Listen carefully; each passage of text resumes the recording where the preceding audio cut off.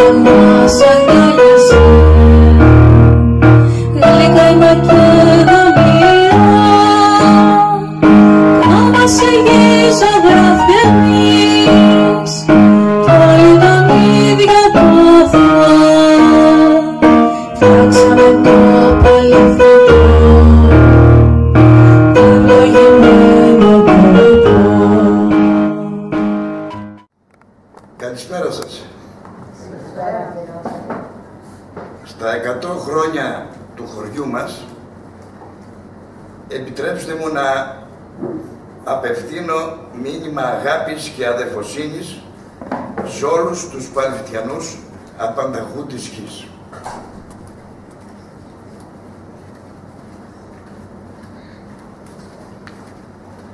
Η σημερινή μου ομιλία ουσιαστικά αποτελεί έναν ύμνο για το Παλέφυτο, το χρέος και το θαυμασμό για τους ιδρυτές του και προγόνους μας. Γι' αυτό εκφράζω τις ευχαριστίες μου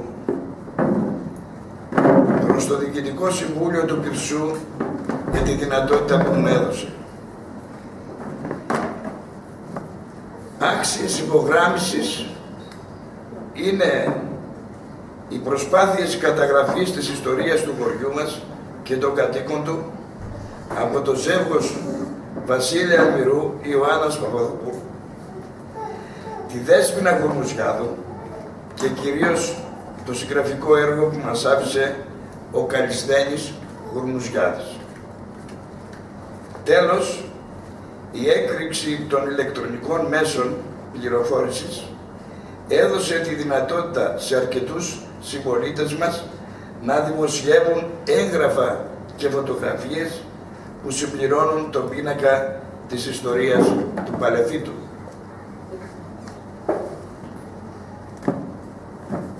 Αγαπητοί συγχωριανοί και παιδιά μας, πριν 100 χρόνια το Παλέφυτο δεν υπήρχε ως χωριό. Στο χώρο που καταλαμβάνει υπήρχαν λίγες καλλιεργήσιμες εκτάσεις, πολλές προς αξιοποίηση, πολλά βοσκοτόπια και βαλτοτόπια.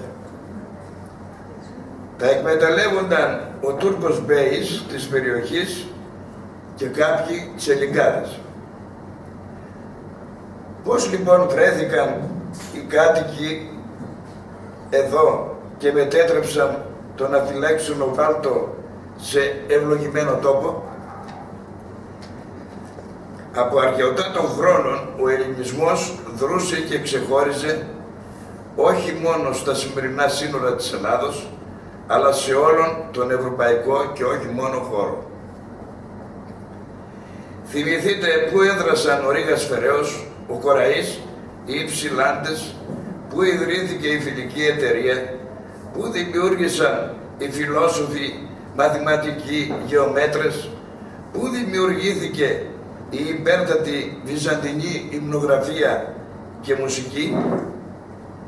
Ο χώρος που καταλαμβάνει σήμερα η Τουρκία ήταν αγιοτόπος. Έσφιζε από χριστιανικούς πληθυσμούς. Η συντριπτική πλειοψηφία είχαν συναίσθηση της κοινής ελληνικής καταγωγής τους. Ασκούσαν διοίκηση στην Οθωμανική Αυτοκρατορία, διοικούσαν τραπεζικά ιδρύματα, είχαν εργοστάσια, ιδίως ταπειτουργίας, ξεχώρισαν στο εμπόριο, στα γράμματα και στις τέχνες. Ως γεωργοκτηνοτρόφοι γνώριζαν την καλλιέργεια και κατήγαν την τεχνική για όλες τις σύγχρονες καλλιέργειες της εποχής. Για να θυμηθώ και την αγράμματη γιαγιά μου, την Κυριακού, που μας έλεγε οι Τούρκοι είχαν τον βασιλιά και εμείς είχαμε το βασίλειο. Διασκέδασαν με την εξαιρετική μουσική τους παράδοση από το ελαφρό τραγούδι μέχρι το ρεμπέτικο και το παραδοσιακό. Μα πάνω απ' όλα στοιχίζονταν γύρω από την Εκκλησία, η οποία δεν είχε μόνο θρησκευτικό ρόλο, αλλά αποτελούσε και τον κύριο πυρήνα οργάνωσης της κοινωνικής ζωής. Ζούσαν σε κοινωνίες μικρής κλίμακας, όπου πατρίδα θεωρούνταν μόνο οι τόποι όπου γνώριζαν και είχαν επικοινωνία, εκεί που γεννήθηκαν και δρούσαν. Το όλον ήταν αυτή η μικρή πατρίδα, όπως έλεγε ο Απόστολος Καντελιάδης.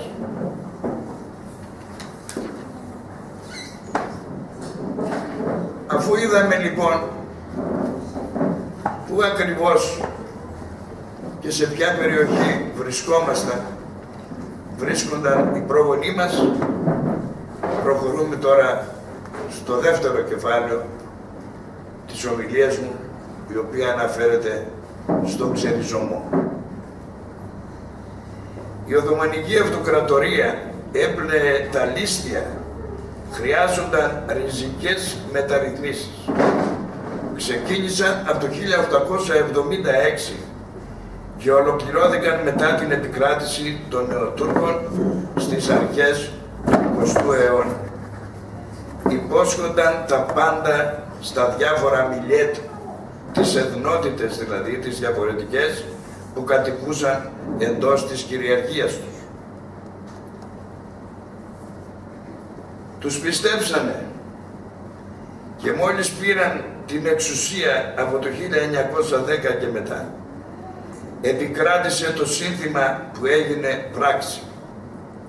Η Τουρκία στους Τούρκους, ένα κράτος, ένα έθνος, μια θρησκεία. Το γερμανικής εμπνεύσεως σχέδιο ομογενοποίησης ή εξόντωσης των διαφόρων εθνικοτήτων, αλλά χριστιανών στο θρήσκευμα, μπήκε σε εφαρμογή με οργανωτή το Γερμανό αξιωματικό Λίμαν Φον Σόντερς και εκτελεστές την Τριανδρία υπό τον Ταλαάτη και αμέσως μετά με τον Κεμάλ. Φεύτ ή μηδενή, πολιτισμένος θάνατος, είπε ο Ταλαάτη. Ή θα υπέκυπταν όλοι οι μη τουρκογενείς και μη μουσουλμάνοι για να αποτελέσουν το νέο ομογενοποιημένο έθνος, ή θα ξεριζώνονταν. Και άρχισαν τα τραγικά γεγονότα. Όλοι οι άντρες χριστιανοί έπρεπε να στρατευτούν. Στέλνονταν σε εκείνες τις πορείες θανάτου, τα αμελέτα μπουρού, από τις οποίες πολλοί λίγοι κατάφεραν να επιστρέψουν. Πήγαιναν δήθεν για τη δημιουργία υποδομών, δρόμων, σιδηροδρομικών γραμμών κτλ. Αλλά τι είπαμε πιο πριν, πεπολιτισμένος θάνατος.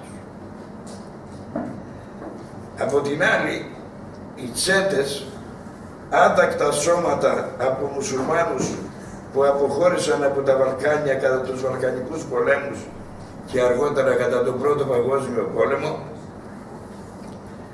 και κατοικούσαν πλέον εντός της Οθωμανικής Αυτοκρατορίας, επέδραμαν με αλλαλαγούς στους χριστιανικούς πληθυσμούς, δολοφονούσαν, βίαζαν, λίστευαν, κατέκαιγαν ολόκληρους οικισμούς, έδιωχναν τους κατοίκους από τα χωριά τους, κατέστρεφαν τα πάντα, και όταν οι χριστιανοί γύριζαν στον τόπο τους μετά από το γιάγμα, δεν έβρισκαν τίποτε όρθιο. 3 φορές έγιναν αυτές οι διώξεις των Ρωμαίων χριστιανών και παραπάνω, θα έλεγα, κατά περιοχές, αλλά οι υπόλοιπες ήταν τεράστιες.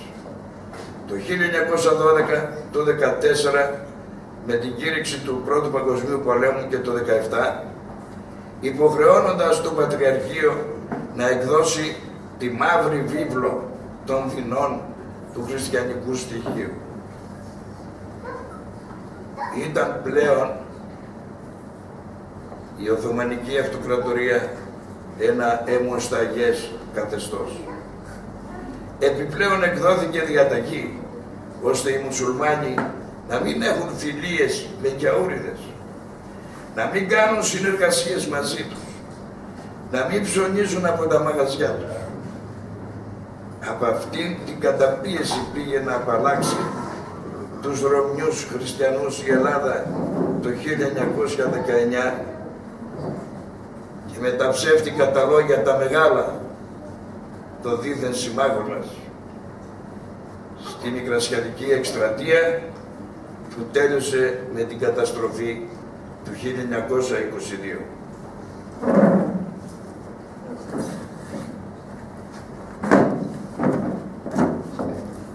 Καταστροφή του 1922. Η χειρότερη καταστροφή που υπέστη ο ελληνισμός, ακόμα και από την άλωση της πόλης, της Κωνσταντινούπολης. Ακροτηριασμός. Άδειασε η γη από τους ανθρώπους. Χώρισε το δέντρο από τις ρίζες του. Έπληξε κέραια την οικουμενικότητα του ελληνισμού. Κατέστρεψε ουσιαστικά έναν υπέροχο πολιτισμό χιλιοτιών που οδήγησε στον ξεριζωμό, τον πηγεμό σε άλλη γη, άγνωστη για αυτούς.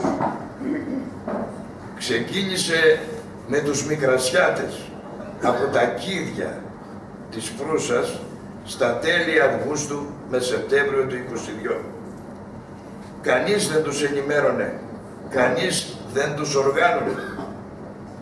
Φόρτωσαν τα κινητά υπάρχοντά τους στα κάρα και πήραν το δρόμο για Αϊβαλή και Σμύρνη. Πού πάτε, πού πάτε, τους λέει η ξανθομαλούσα κόρη του τοπικού μπέι Καβάλα πάνω στο άλογο, που άλλοι από τους παππούδες μας την είπαν Παναγιά. Πού πάτε, κάτω γίνονται σφαγές. Αφήνουν λοιπόν ό,τι είχαν και ξεκινούν αλαφιασμένοι με τα πόδια την πορεία προς τη σωτηρία, προς τη ζωή, προς την Ελλάδα. Κρύβονται στα δάση, κοιμούνται σε κημητήρια. Βάρος τα μωρά παιδιά και κίνδυνος να τους ανακαλύψουν οι τσέτες. Η μικρή Παναγιώτα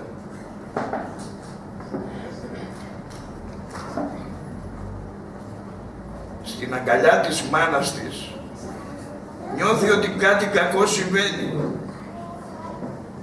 και κλαίει. Την αφήνει ο πατέρας της στο γαντάκι για να γλιτώσουν οι πολλοί. Ευτυχώς γύρισε πίσω η μάνα και την ξαναπήρε στην αγκαλιά της. Μέχρι το θάνατό της αρνούνταν όχι να μιλήσει, αλλά ούτε να ακούσει γι' αυτό. Επιτέλους, προχωρώντας βόρεια προς τη θάλασσα του Μαρμαρά, φτάνουν στην Πάνο. Υπήρχαν εκεί κάποια καράβια, τους είπαν, ατμόπλια κυρίως. Προσπαθούν να ανέβουν, δίνουν πρώτα τα παιδιά. Προσπαθούν να γατζωθούν, άλλοι πέφτουν στη θάλασσα. Αντρόκινα χωρίζονται μέχρι που τα καταφέρνουν, όσοι τα κατάφεραν. Με το ατμόπλιο περνούν απέναντι στη Ρεδεστό, το Τεκύρτα. Με μεγαλύτερο καράβι μεταφέρονται στην Αλεξανδρούπολη. Εκεί ο Θανάσης Μαυρογιαννίδης, αξιωματικός εθελοντής στον ελληνικό στρατό, καταφέρνει να τους βρει, να επιστρατεύσει υποζύγια και να ζητήσει από τα χωριά βοήθεια σε τρόφιμα και ρούχα, γιατί δεν είχαν τίποτα, μόνο την ανάσα τους. Ήρθαν επιτέλους τα τρένα. με λύση πολύβουο οι ξεριζωμένοι, σαν τα τσαπιά φορτώθηκαν και άρχισαν να διαμοιράζονται δράμα, Σέρες, Κιλκής, Χαρμάνκιοι. Η πλειοψηφία των Ινδιανών έμεινε στις Σέρες, στην περιοχή της Νέας Ζήκνης και των γύρω χωριών. Μόνο το 1/6 έφτασε στο παλεύει του. Στην περιοχή στην περιοχή μεταξύ Κορδελιού και Διαβατών, το περίφημο που σας προανέφερα, Χαρμάνκιοι. Κοίταξαν πρώτα πώς θα βγει ο χειμώνας του 22-23. Εργάστηκαν οι ενήλικες στην γύρω περιοχή, συγχρόνως με τη μικρή και ειλικρινή βοήθεια που τους πρόσφεραν οι ερυθροσταυρίτισσες, διάφορες φιλανθρωπικές οργανώσεις και η Εκκλησία. Ακολούθησε η επιλογή του νέου τόπου εγκατάστασης. Ήταν η περιοχή Λοζάνοβου, Αμπελότοχος, το σημερινό Παλέφτο. Υπήρχαν αρκετές καλλιεργήσιμες εκτάσεις ανάλογα με το μικρό αριθμό τους, 40 μόνο οικογένειες, νερά, πολλά βοσκοτόπια.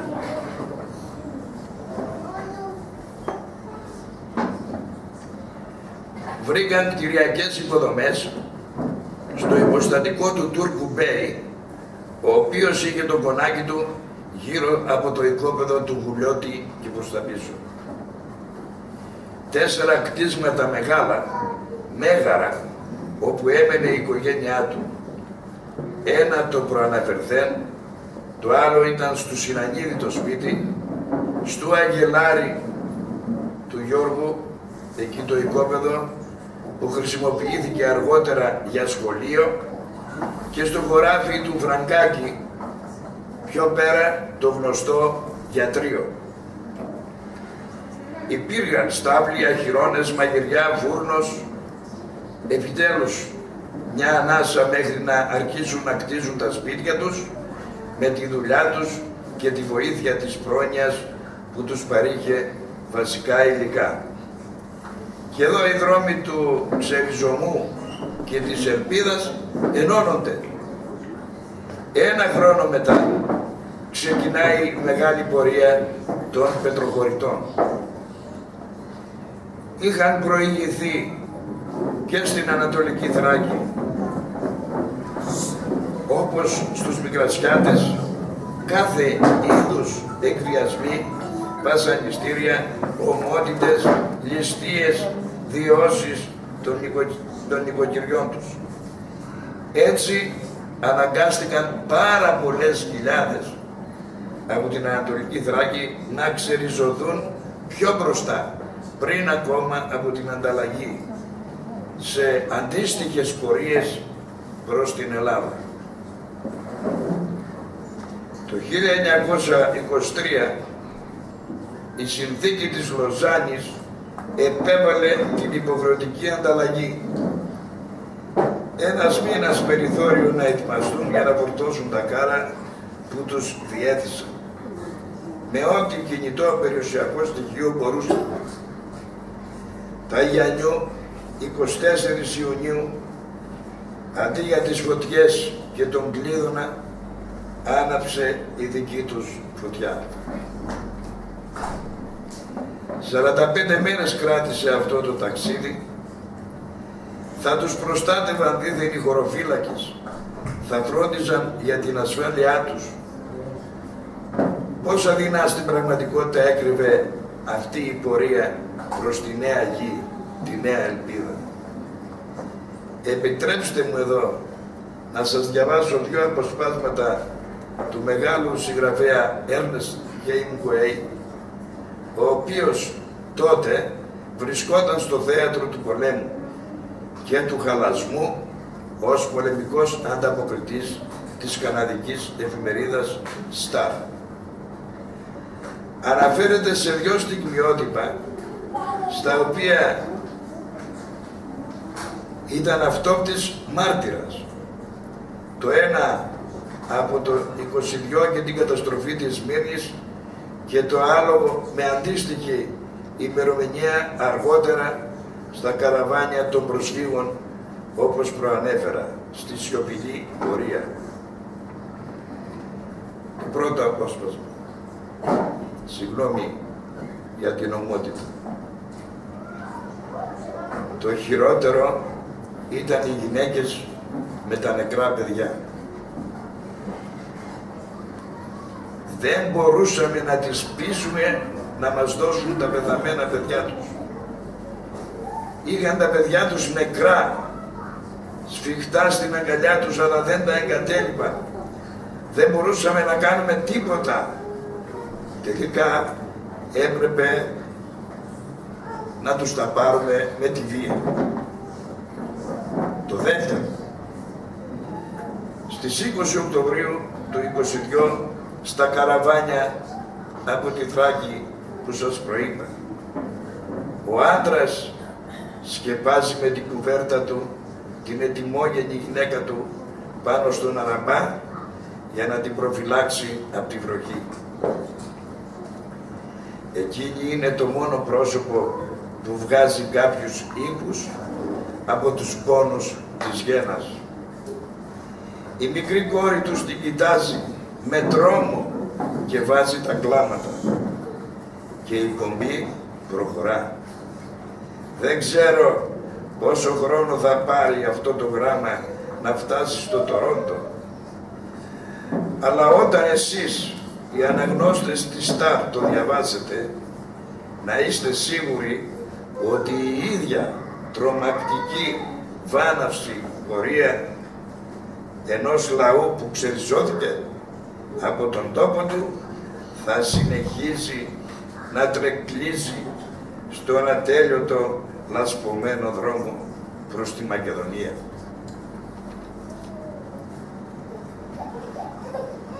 Οι πετροχωρίτες τα υπέμειναν όλα, όπως και τα έμφορτα με ανθρώπινες ψυχές και ζώα καράβια μέχρι να βγουν στη Θεσσαλονίκη. Και τους κρατούσαν μέσα σε αυτά για αρκετές μέρες, στα ανοιχτά. Τι κοινικό απαραίτητο για να διαπιστώσουν ποιοι είναι οι άρρωστοι, ποιοι δεν θα αντέξουν και θα πεθάνουν και ποιοι θα ζήσουν. Το Χαραμπουρνού, η Αρετσού, υποδέχτηκε χιλιάδων πρόσφυγες. Σχεδόν όλοι πέρασαν από τα λιμοκαταρτήρια, τα απολυμαντήρια, μη τυχόν και φέρουν μεταδιδόμενες ασθένειες. Βγήκαν και από αυτό καθαροί. Η επιτροπή που δημιούργησαν κλήθηκε από το ελληνικό κράτος και την Επιτροπή Αποκαταστάσεως Προσφύγων, τη γνωστή ΕΑΠ, να επιλέξει μεταξύ του τόπου που τους πρότειναν πού θα προτιμούσαν να εγκατασταθούν. Η συντριπτική πλειοψηφία τους επέλεξε την περιοχή Λοζάνοβου, το Παλέφιτο. Φτάνουν εδώ στις 10 Αυγούστου 1924. Και από εδώ αρχίζει η ιστορία του χωριού μας, το οποίο τα εκατοντάχρονα γενέθλια γιορτάζουμε φέτος. Και από εδώ αρχίζει η κοινή πορεία και η ζωή Μικρασιατών από τα Κίδια και Ανατολικοθρακιωτών από το Πετροχώρι Μετρών.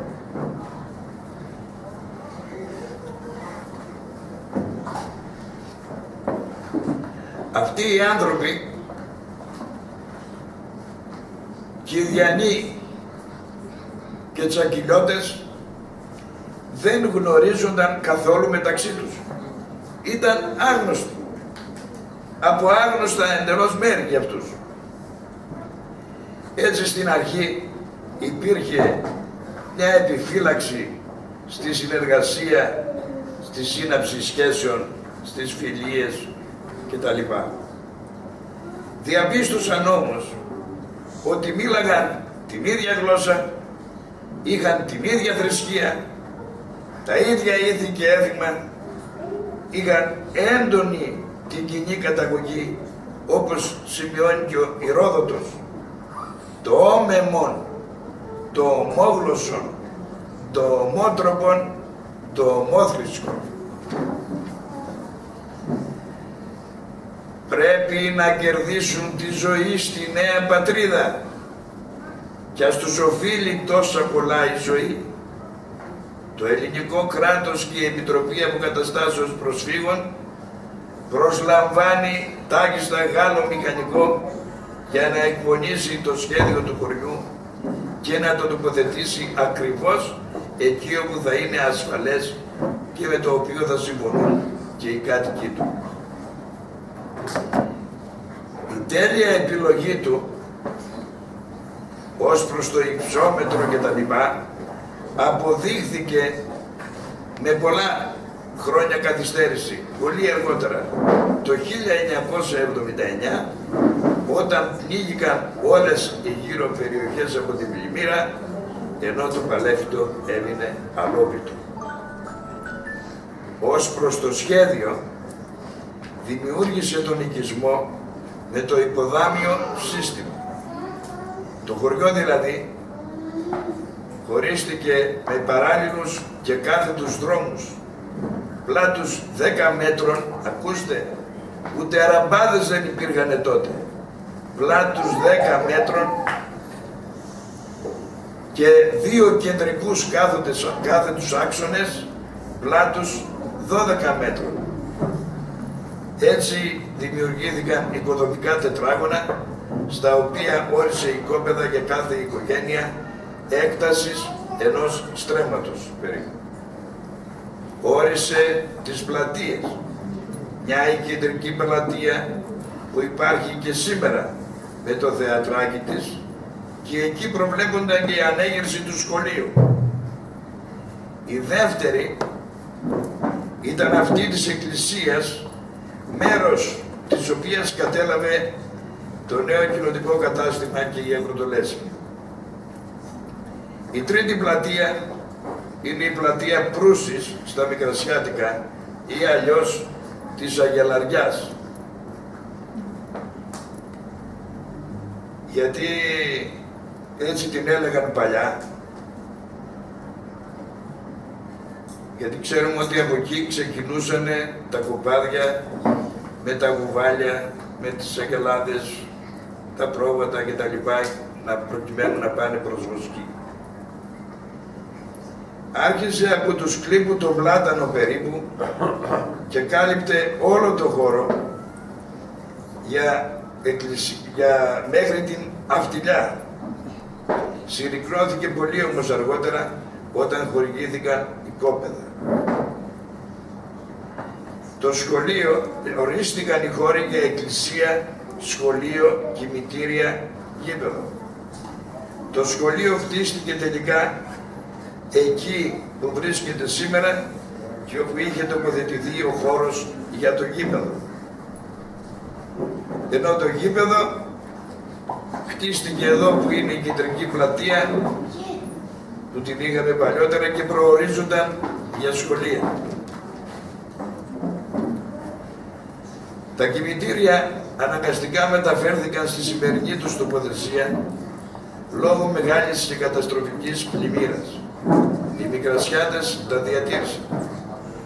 Τις πρώτες πρόχειρες κατασκευές των τρακιωτών με ξύλα και σάζια γρήγορα αντικατέστησαν τα σπίτια του επικισμού, όπως ονομάστηκαν. Η ΕΑΠ παραχώρησε ξύλα και άλλα υλικά. Οι μάστορες και οι βοηθοί έκτιζαν με πληθιά που οι κάτοικοι παρήγαγαν στην περιοχή που εμείς την ξέραμε ως Ποταμάκι. Επίσης και παράλληλα χορήγησε σε κάθε οικογένεια ένα ζώο, εργαλεία, σπόρους, ένα κάρο ανά 2 οικογένειες, ρίζες για τα αμπέλια και άλλα. Η επιδίωξη ήταν να μπουν γρήγορα στη δουλειά, αλλά συγχρόνως να υπάρξει και συνεργασία μεταξύ των κατοίκων. Γιατί πώς να οργώσεις με μια γελάδα ή με ένα γουβάλι. Με κοινή προσπάθεια κτίστηκε η εκκλησία μας, του Αγίου Ιωάννου του Προδρόμου, και φιλοξένησε τις θαυμάσιες εικόνες, τα Ιερά Σκεύη και βιβλία που έφεραν μαζί τους οι Πετροχωρίτες. Ακόμα βλέπω μπροστά μου εκείνα τα υπέροχα πλήθυνα σπιτάκια του επικισμού, με το μπαχτσεδάκι τους, τις βαμμένες άσπρες πέτρες να ξεχωρίζουν διαδρόμους, την ομορφιά και την ευωδία των λουδιών που με τόσο μεράκι και καμάρι περιποιούνταν οι νοικοκυρές. Το κορυφαίο όμως όλων, νομίζω και άξιο θαυμασμού, είναι το πώς κατάφεραν οι Παρεφυτιανοί ώστε το χωριό να έχει πλήρη αυτάρκεια μέσα σε 3 χρόνια. Με τον αλευρώμυλο τους πεισμίσει, το σισαμέλαιο που παρήγαγαν ο Γεωργάνος με το Λεβάντι, με το κεραμοποιείο του Μερμετσάκη, με τα γεμάτα αμπάρια και τα εικόσιτα ζώα, τα μπακάλικα, τα καφενεία, τους τεχνίτες, οικοδόμους, λαξευτές πέτρας, σιδεράδες, καροπλούς, ξυλουργούς, ραφτάδες και μουδίστρες, κεντήτριες, το γιατρό του κτλ. Θυμάμαι ακόμη τους κάθε είδους πλανόδιους με είδη πυρικός, τους κανατάδες με τις σκάφες, τις τάμνες, τα μουσλούκια και τα φανάρια. Όπως θυμάμαι και τους δικούς μας συγχωριανούς που ήταν πλανόδιοι τόσο στο Παλεύει τόσο και στα γύρω χωριά. Κάθε οικογένεια διέθετε μικρά και μεγάλα σφάγια.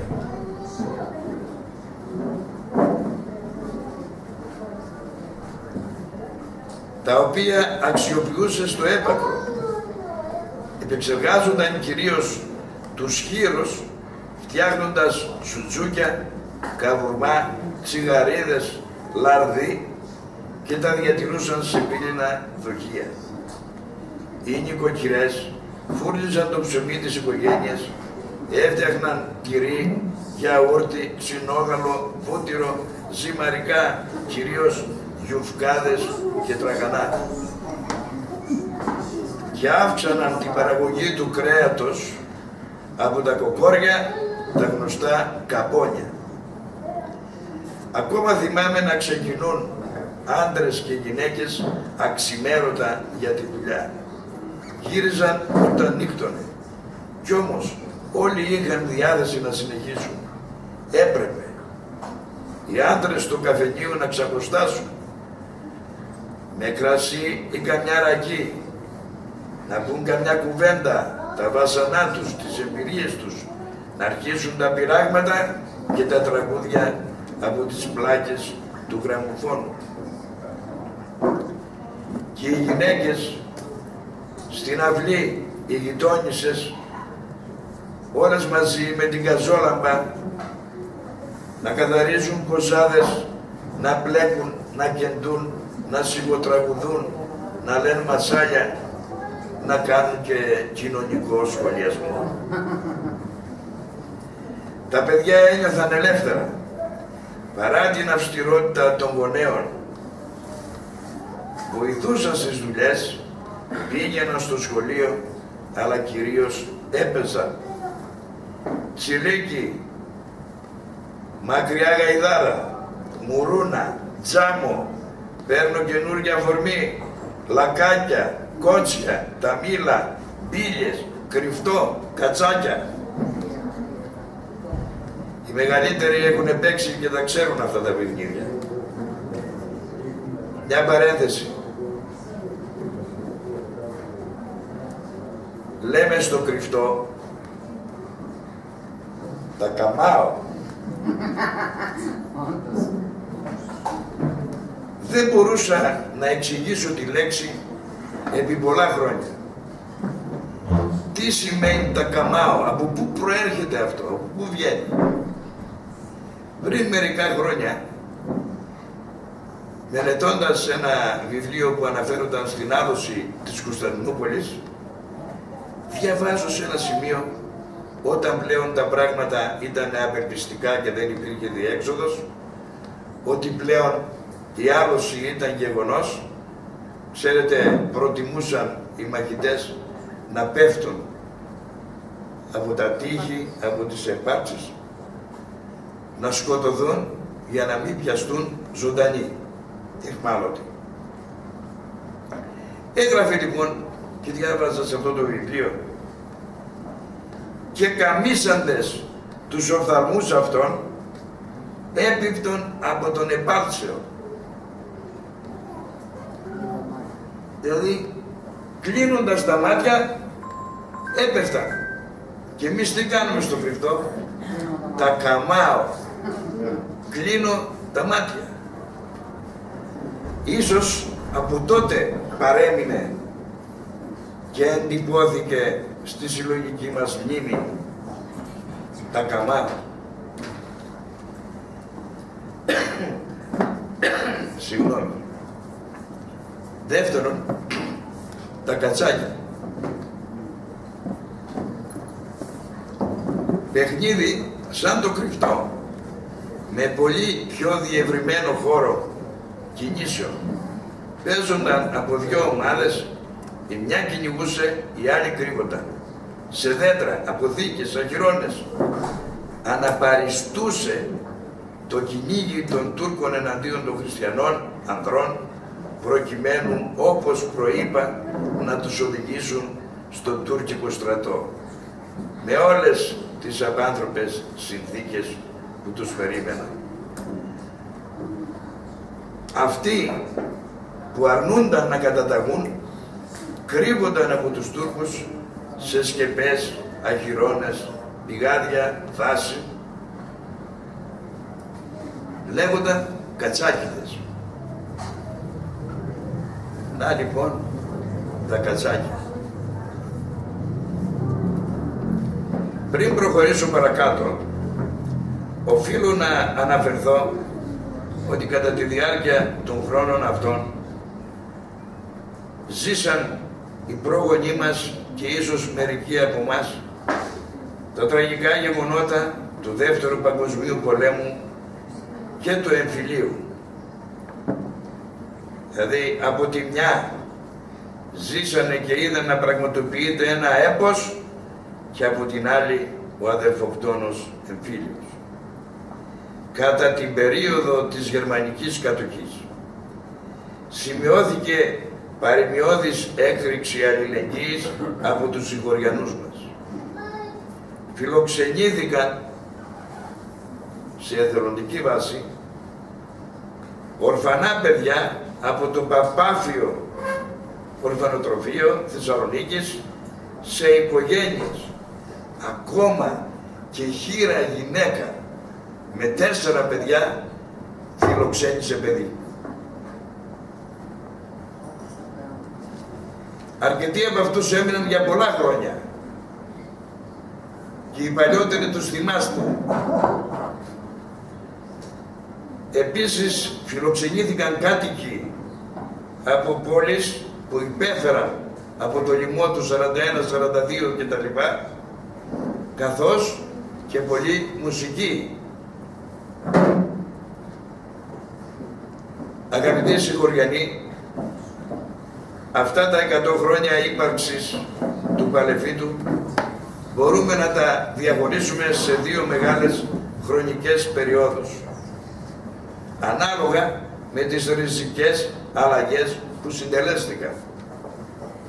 1. Περνάμε από τη χειρονακτική εργασία με τη συμβολή και των ζώων στην εκμηχάνηση. Από τα αλόνια, τις τιμονιές και τη λοκάνη στις πατόζες που οι παλιότεροι τις θυμούνται, τα τρακτέρ και τις αλωνιστικές μηχανές. Βλέπω απέναντί μου και το δάσκαλό μας στη χορήγηση διπλωμάτων, τρακτέρ. Επόμενο ήταν να προσθεθούν και νέες καλλιέργειες. Εκτός από τα δημητριακά, τα όσπρια, το βίκο, το τριφύλι, το λαθύρι, το σουζάμι, το καλαμπόκι, μπήκαν τα καρπούζια, τα πεμπόνια, τα οποροφόρα δέντρα, τα τέπλα, τα καπνά, η βιομηχανική ντομάτα, τα σπαράγγια και τέλος τα θερμοκήπια. 2. Περίπου 50 χρόνια μας αγκάλιασαν τα σπίτια του επικισμού. Τη δεκαετία του 70 δημιουργήθηκαν νέα και σύγχρονα. Έτσι το χωριό απέκτησε τη μορφή περίπου αυτή που έχει σήμερα. 3. Κορυφαίο γεγονός. Ο εξηλεκτρισμός ήταν η κορυφαία αλλαγή. Το 1965 τα σπίτια ξέφυγαν από την καζόλαπα και τα καφενεία από το λούξ. Φωτίστηκαν οι δρόμοι. Το σιδέρωμα απλοποιήθηκε. Η συντήρηση των τροφίμων έγινε απλή υπόθεση με τα ψυγεία. Μπήκε η τηλεόραση στο σπίτι και ας μας απομάκρυνε κοινωνικά. Άλλη σπουδαία τομή, η ίδρυυση και το υδραγωγείο. Επανάσταση κι αυτό. Το νερό ήρθε στο σπίτι και όχι πλέον με τη λαΐνα από τις 7 βρύσες του χωριού. Οι τουαλέτες, το μπάνιο εντός του σπιτιού. 5. Από την ελεύθερη κτηνοτροφία στη στabiliζόμενη με σύγχρονες και αποδοτικές ράτσες. 6. Από την προσφορά, την άνοδο και την πτώση της συνεταιριστικής ιδέας. Προχωρώντας και πλησιάζοντας προς το τέλος, θα αναφερθώ στην κοινωνική ζωή του Παλαιφίτου.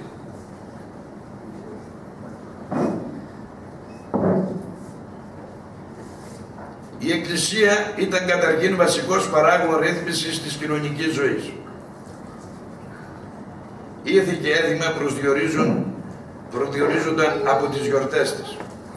Τα θεοφάνεια με τη ρήψη του Τιμίου Σταυρού στο ποτάμι, την ευλογία στα σπίτια του χωριού από τον ιερέα, ενώ οι νονές έστελναν το φωτίκι, τη γνωστή αρματιά με φρούτα, σίχα, καρύδια κλπ. Τα ημοδέστα, όπως τον λέγανε εδώ στο χωριό μας, Άγιος Μόδαστος,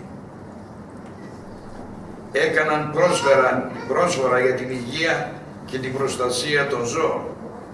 Της Αγίας Βαρβάρας ήταν μέρα αφιερωμένη στην προστασία των παιδιών.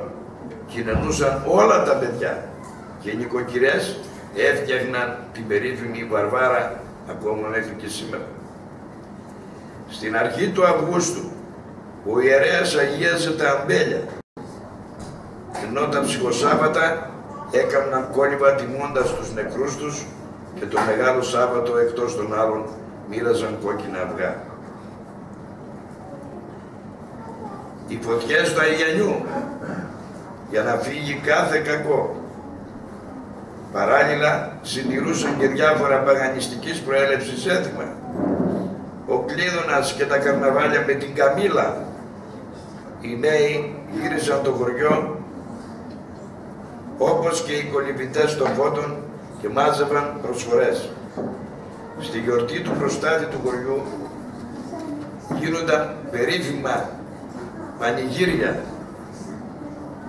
Τα περίφημα πανηγύρια του Παλαιφίτου και συγκέντρωναν κόσμο από όλη την περιοχή, αφού προσκαλούσαν ορχήστρες με πρώτα ονόματα της μουσικής σκηνής.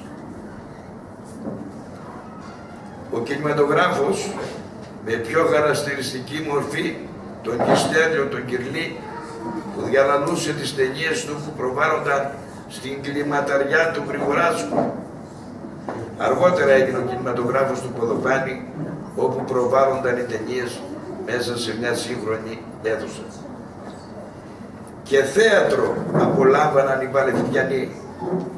πρώτα με ερασιτέχνες ηθοποιούς, όπως ο Νίκος Φουντούκης, η Ρούλα Χουρμουζιάδου και ο αδερφός της Νίκος, ο Γιώργος Χατζίδης, ο Αλέξανδρος Μερμετσάκης και αρκετοί άλλοι. Έπαιζαν και σύγχρονα κοινωνικά έργα και αρχαίες τραγωδίες. Θυμάμαι μέχρι τελευταία ο Γιώργος ο Χατζίδης μου απήγγειλε κομμάτια τέτοια από ένα έργο που ανέβαζαν και μια αρχαία τραγωδία. Ακούμε τα δίπλωτα.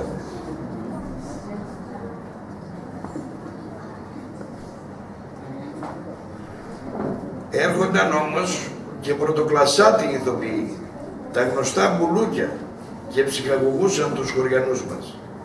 Όμως οι αραβώνες, οι γάμοι, τα βαφτίσια, οι ονομαστικές γιορτές ήταν αφορμές για γλέντι. Και οι νέοι, όταν άρχιζε το πρώτο ερωτικό σκύρτημα, το πρώτο χτυποκάρδι, είχαν τις σκαντάδες, τη βόλτα, τα ραβασάκια, τα πάρτι στα σπίτια. Ξεχωριστή θέση στις καρδιές μας έχει ο Άρης Παλεφίτου. Ξεκίνησε άτυπα το 1929 και επίσημα ιδρύθηκε το 1952 ως μουσικογυμναστικός σύλλογος. Στην πορεία του σημείωσε αξιοπρόσεκτες επιτυχίες και ανέδειξε εξαιρετικούς ποδοσφαιριστές. Αναλυτική καταγραφή της ιστορίας του Άρη έγινε πριν μερικά χρόνια και υπάρχει σε ψηφιακό δίσκο. Το καρναβάλι, κορυφαίο στην εποχή του, επί μια 15ετία συγκέντρωνε χιλιάδες κόσμου.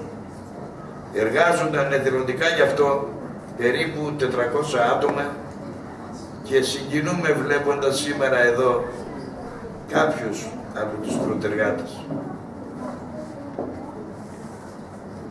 Για μένα όμως ο Πυρσός είναι η κορυφαία προσφορά μας.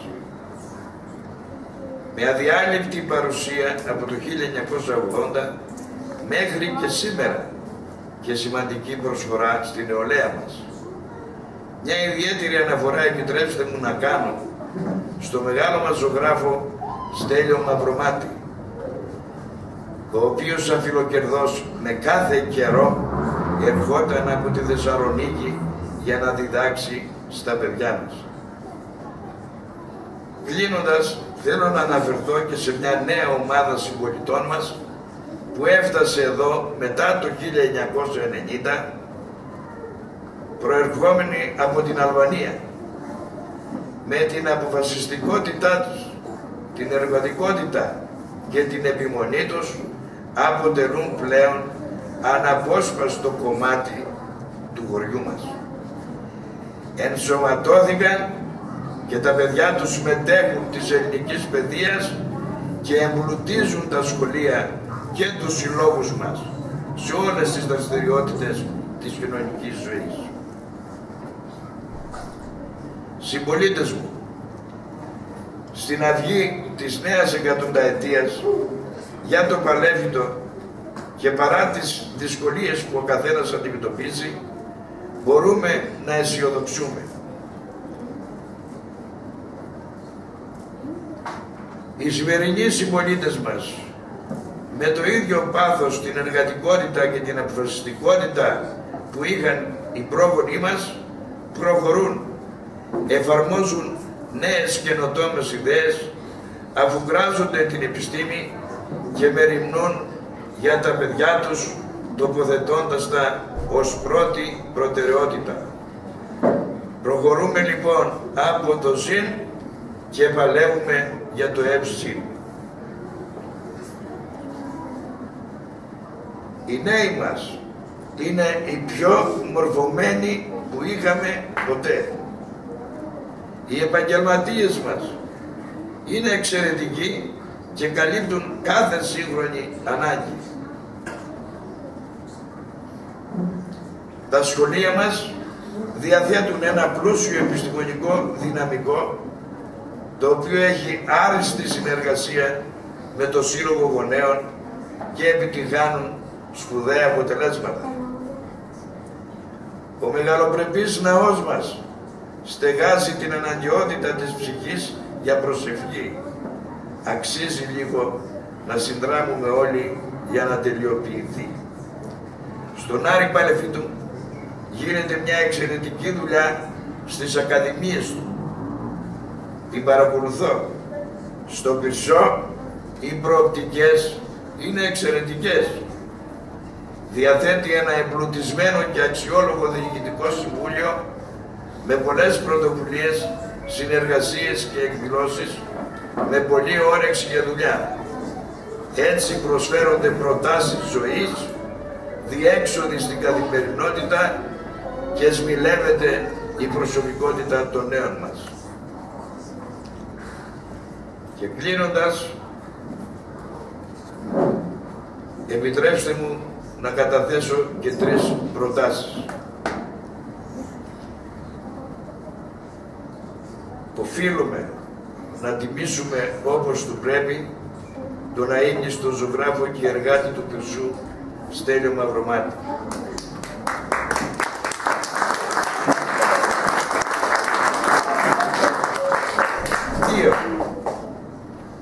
Και αυτό αποδείχτηκε και της πράγμαση τώρα πριν ξεκινήσει αυτή η εκδήλωση από κάποιους τους μετέχοντες.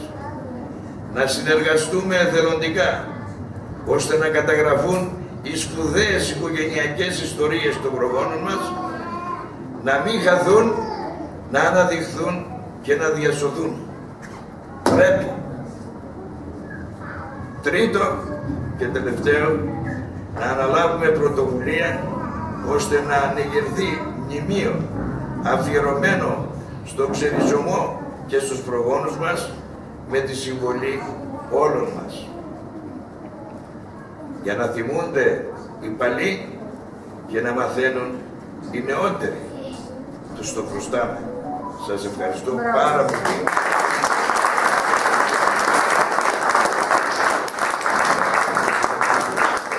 Μεγάλη προσοχή με την οποία παρακολουθήσατε. Ευχαριστώ πάρα πολύ.